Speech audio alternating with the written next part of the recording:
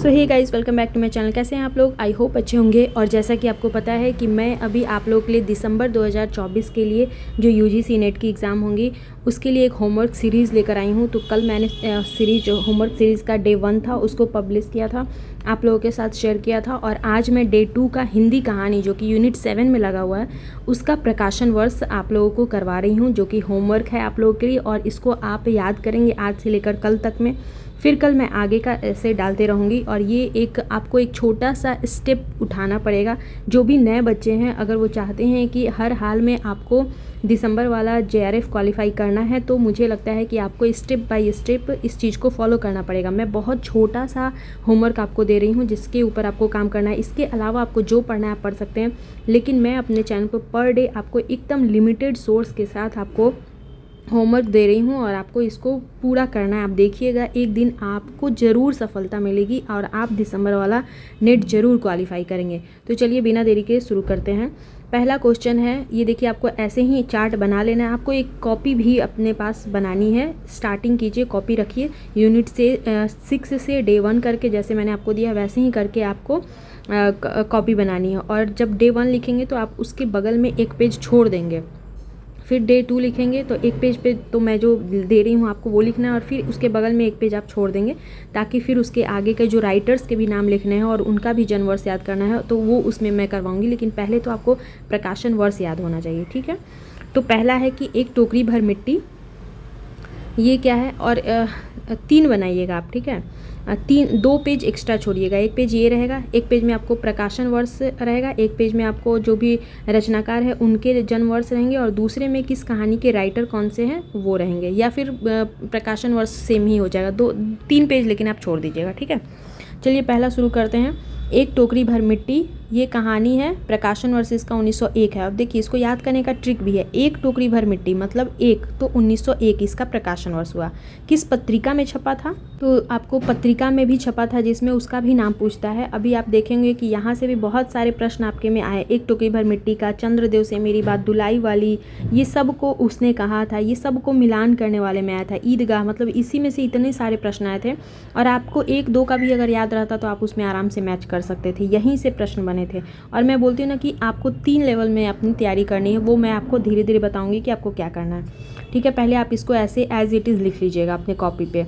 और ये मत सोचिएगा कि हम स्क्रीनशॉट करके रख लेते हैं, तो वो मोबाइल में बहुत सारे डेटा रहते हैं और वो मोबाइल में ही रह जाते हैं। तो आप थोड़ा सा काम कीजिए, कॉपी पे लिखिए, लिखने से आपको याद होगा।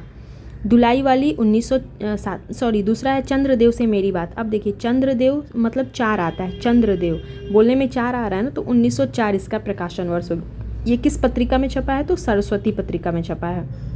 सरस्वती उस समय की बहुत फेमस पत्रिका हुआ करती थी।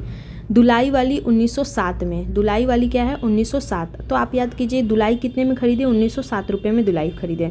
या और भी याद नहीं, 1900 छोड़ देना है, तो आप दुलाई 7 रुपये में है, उस टाइम में 7 रुपये में मिल जाती थी। तो दुलाई कितने में खरीदा? 7 रुपये में। कब? तो सरस्वती पत्रिका में छपा था ये। उसके बाद है दुनिया का सबसे अनमोल रतन, दुनिया का सबसे अनमोल रतन, रतन भी मान लीजिए 7 और 8 है। कितने रतन है? तो 1907 याद कीजिए। 8 नहीं, भी हर जगह जनरली लोग 7 लिखा रहता है, लेकिन कहीं कहीं 8 भी लिख देता है। तो आप याद कीजिए, दुनिया का सबसे अनमोल रतन, रतन 7 हैं, ठीक। और जमाना पत्रिका में। उसके बाद है कानों में कंगना, 1913 में है। कानों में कंगना कितना में है? 13 में है। कंगना 13 ऐसे करके याद कीजिएगा, तब जाके याद होगा। कानों में कंगना 13, कानों में गाना गाते हैं ना, 13 कानों में कंगना, 13 मतलब कानों में कंगना 13। इंदु पत्रिका में छिपा था, इंदु पत्रिका में छपा था, सॉरी, किस में? तो इंदु है जो कि कानों में कंगना पहनती है, तो इंदु पत्रिका में छपा था। उसने कहा था क्या है? 1915 में सरस्वती पत्रिका में छपा था। उसने कहा था भी बहुत अच्छी लव स्टोरी है, आप लोग के PG के सिलेबस में है, आपने पढ़ा है कि नहीं पता नहीं है, तो हालांकि ये सारी हैं, बट उसने कहा था, पढ़ना था, हम लोग को भी सिलेबस में था। आकाशदीप 1928। अब देखिए, आकाशदीप है तो अ से 28 हो जाएगा, आकाशदीप 28। अपना अपना भाग्य जैनेन्द्र की है, 1929 में छपा था। अपना अपना भाग क्या है? 29 में। ईदगाह 1933 में, ये चांद पत्रिका में छपा था, मैंने लिखना भूल गया, ठीक है। ईदगाह 1933 में चांद पत्रिका में छपा था। गैंग्रीन, जिसका दूसरा नाम रोज भी है, पहले नाम इसका रोज ही था लेकिन बाद में बदल के इसको गैंग्रीन कर दिया गया था, तो ये 1934 में छपा था। गैंग्रीन कब छपा था? 1934 में छपा था। टोटल आपको 21 कहानी पढ़नी है और बहुत इंटरेस्टिंग स्टोरी है। मैं इसको करवाने के बाद धीरे धीरे आप लोग के एक एक स्टोरी लाइन बाय लाइन पढ़ाऊँगी भी, तब आपको समझ में आएगा कि अगर आप एक बार पढ़ लोगे तो आपके क्वेश्चन कहीं नहीं छूटेंगे। अगला है हमारा राही कहानी, जिसकी जो है 1947 में ये छपा था, 1947 में। आप देखिएगा उसी समय हमारे देश का विभाजन भी हुआ था, मतलब इंडिया और पाकिस्तान बना था। तो 1947 में राही का प्रकाशन वर्ष, और यह किस पत्रिका में छपा था? तो हंस पत्रिका में। यहाँ से भी बार बार प्रश्न बनते हैं। इसमें एक औरत रहती है जो भीख मांगती रहती है, मंगरूरी जाति की रहती है, उसकी जाति के बारे में भी प्रश्न बन चुका है।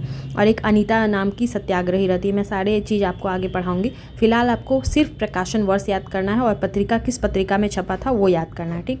फिर सिक्का बदल गया 1948 में। अब देखिए ऑब्वियस सी बात है, जब देश विभाजन होगा तो सिक्का तो बदल ही जाएगा। पहले किसी और का सिक्का चलता था, बाद में किसी और का चलने लगेगा। तो ये 1948, देश के विभाजन के बाद ही ये सिक्का बदल जाता है। कब? तो 1948 में। और ये प्रतीक पत्रिका में छपा था। अगला है चीफ की दावत। इस बार भी यहाँ से प्रश्न बने, इसका कोटेशन भी दिया गया था और इसका मैच करने वाले में इसका प्रकाशन वर्ष भी पूछा हुआ था, पात्र के नाम पूछे गए थे। तो चीफ की दावत 1956 में। चीफ की दावत कब होती है? 1956 में। तो जो उसका चीफ होता है वो 56 साल का होता है। चीफ जिसको इनवाइट करते हैं खाना खाने के लिए, वो 56 में। परिंदे 1957-58 हंस पत्रिका में छपा था। परिंदे 1957-58 हंस पत्रिका में। राजा निर्बंसिया 1957-58। फिर कोसी का घटवार 1957 कल्पना पत्रिका में छपा था। हाँ, लाल पान की बेगम 1957 कहानी पत्रिका में छपा था। फिर तीसरी कसम, जिसका एक और नाम है मारे गए गुलफाम, उर्फ तीसरी कसम, ये 1958 में प्रकाशित हुआ था। और ये पत्रिका है अपरंपरा। देखिए हमारे यहाँ क्या है ना, कसम खाने की परंपरा चली आ रही है, तो इसको याद करिएगा अपरंपरा। तो इस परंपरा को तोड़ना है, मतलब अपरंपरा। अगला क्वेश्चन है हमारा, फिर है अगला हमारा है पिता कहानी है। ये 1965 में छपी थी। तो पिता कितने हैं? 65 साल के होते हैं। पिता जो है वो जनरली, मतलब ये उस कहानी के हिसाब से, उनके बेटे बड़े बड़े रहते हैं, बेटी बहू की शादी, मतलब बेटी की शादी हो गई थी, बहू रहती है, तो पिता की उम्र ऑब्वियस ही है कि 65 साल की हो जाएगी। इंस्पेक्टर मातादीन चांद पर 1970 1970। फिर अमृतसर आ गया 1971-73, ये हंस पत्रिका में छपा था। और इसके अलावा ये तो आपको 21 क्वेश्चन याद करने हैं, लिखना है और उसको प्रकाशन वर्ष और उसके साथ याद करना है।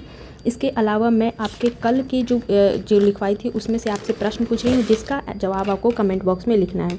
तो सबसे पहले आपको बताना है कि झूठा सच का प्रकाशन वर्ष क्या था और कितने भाग में है। मानस का हंस का प्रकाशन वर्ष क्या है, और तमस कहानी का प्रकाशन तमस जो उपन्यास है उसका प्रकाशन वर्ष क्या है। चलिए, आई हो आप लोगों को ये आज का वीडियो अच्छा लगा। मिलते हैं नेक्स्ट वीडियो में। Till then bye bye. Channel पे पहली बार आए तो सब्सक्राइब कर दें, पुराने सब्सक्राइबर तो लाइक कर दें।